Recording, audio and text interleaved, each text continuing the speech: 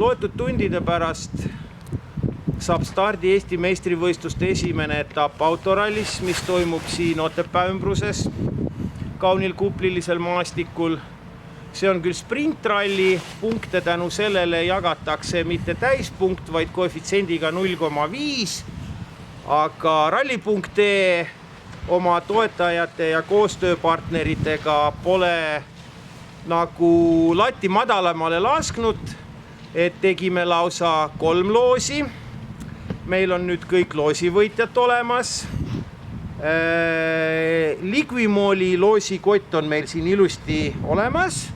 Praegu siin välja võtma teda ei hakka. Ja kõige suurem üllatus, et meil on võitja on väga noor härra. Tere! Ralli.ee soovib sulle palju võitu. Ütle, kellega meil tegemist on. Mis sul nimi on, kus sa tuled?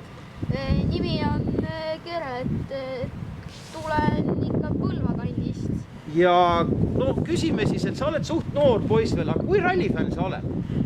Kui palju sa oled juba rallidel käid? Selle, et ma oma mälu järgi mäletan, et ma olen sind ikka isa ja vennaga tihti näinud radade ääres. Oskad sa öelda, mitmes aasta sa käid juba? Võib olla juba 9-8. Ja sul on vanust praegu? 10. No siis sa esimesed rallid oli vist veel vankris lausa. Võib küll olla.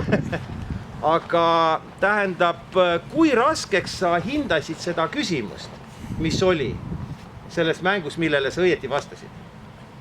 Ei osanud väga raske. Ei oodanud, et väga raske saab olema. Sa pidid nagu ise otsima või vaatasid, et äkki on õige ja tegid copy-paste'i? Ma ikka ise otsisin. Et nägid ikka vaeva ka? Ja. Otsisid? Nüüd oled sa ilusti võitnud. Sa oled vast ise ka mõelnud, näiteks ma küsin nii noore rallifänni käest, keda sa pakud peatselt algava Otepää sprintralli võitjaks?